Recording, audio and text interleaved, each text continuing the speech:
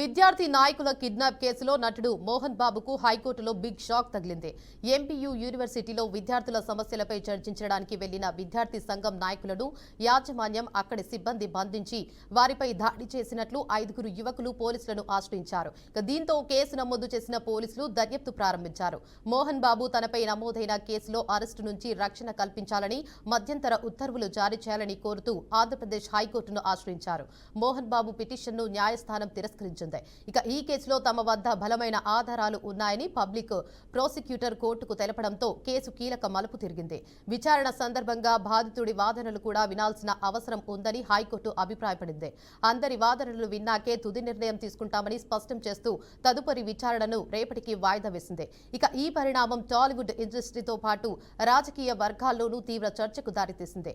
Arrest నుంచి ముందస్తు రక్షణ లభించకపోవడంతో మోహన్ బాబు తదుపరి అడుగులు ఎలా ఉంటాయనేది ఉత్కంఠంగా మారింది.